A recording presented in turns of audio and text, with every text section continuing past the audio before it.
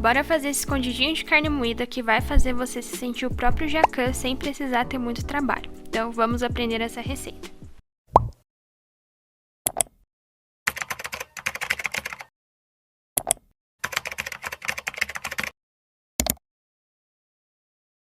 Então eu vou começar descascando as minhas batatas para cozinhar. Eu usei 10 batatinhas e deu certinho para uma travessa pequena. Caso a sua travessa seja maior, é só descascar um pouquinho mais, antes sobrar do que faltar. E eu vou cozinhar elas na panela de pressão, porque em 10 minutinhos já fica pronto.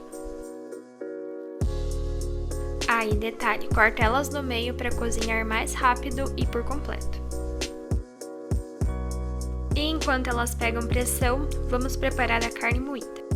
Para refogar a carne, eu vou usar um tempero caseiro que a minha avó preparou para mim, mas você pode usar o tempero da sua preferência. Então eu só coloquei um pouquinho de óleo de soja e vou esperar dar uma fritadinha no tempero. Sente o cheirinho desse vídeo. Depois de refogar o tempero, eu vou pôr a minha carne. Eu tô usando 500 gramas de carne moída, então eu vou mexendo até ela começar a soltar água. E eu vou sempre mexendo nessa etapa para o temperinho pegar bem na carne. E eu deixo ela cozinhando na própria água e espero até secar. E enquanto isso eu aproveito para ir adicionando sal, um pouquinho de pimenta do reino, cebolinha verde desidratada e cebolinha verde fresca. E depois eu só vou ir mexendo tudo.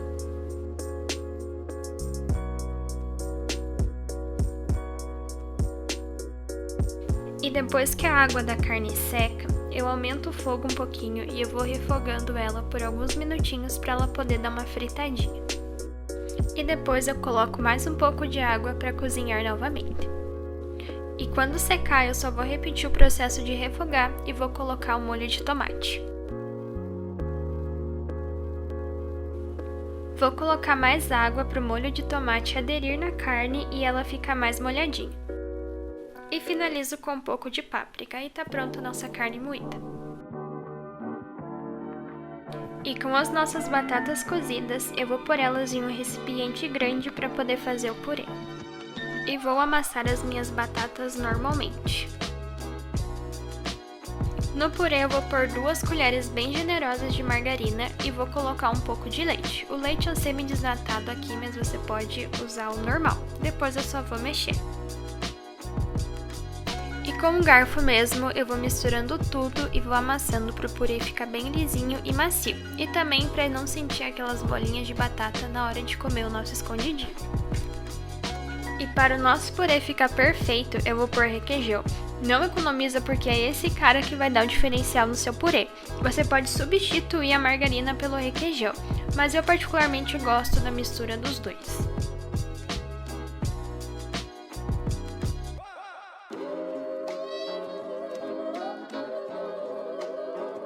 E por último, mas não menos importante, o sal. Vai colocando aos poucos e experimentando. Muito cuidado porque às vezes você não mexe muito bem e acaba pegando para experimentar um pedacinho com pouco sal. Daí você acha que tá faltando e acaba salgando demais o seu purê. Então mexe bem e depois só vai corrigindo. E agora tá na hora da gente começar a montar a nossa madalena.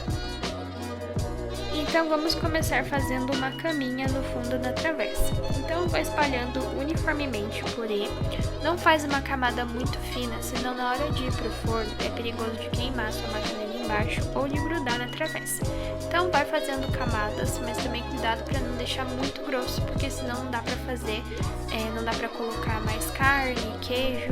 Então tem que ser uma coisa ali bem fracionada. Você vê o que você acha melhor.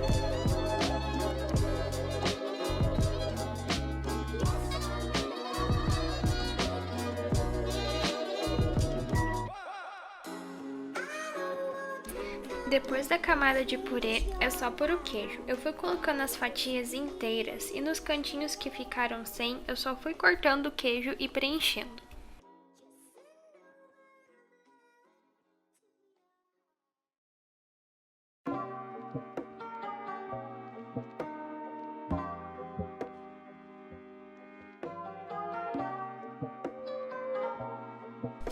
Depois das fatias de queijo, eu vou espalhar a carne.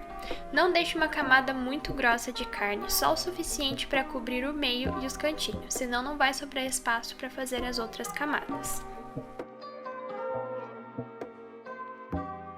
E por cima da carne eu vou pôr mais queijo. Depois eu vou espalhar mais uma camada de purê. E cuidado para quando você for espalhar não desgrudar a camadinha de queijo que está por baixo.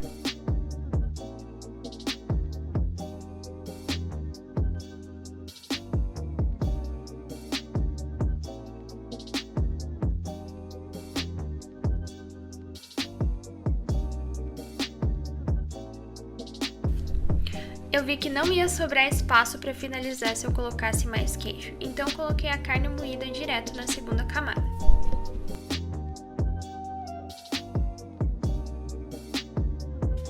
Depois eu coloquei mais uma camada de batata.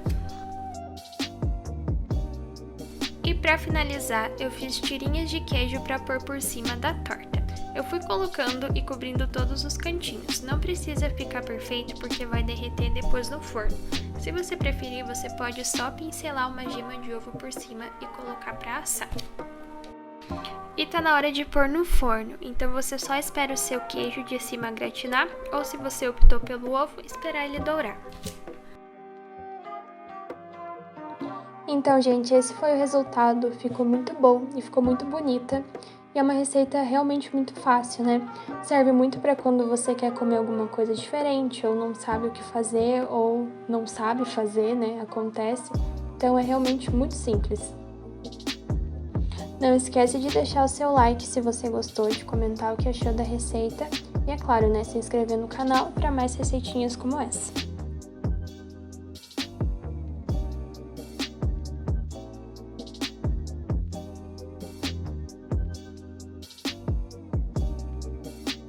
Até a próxima, gente. Beijo!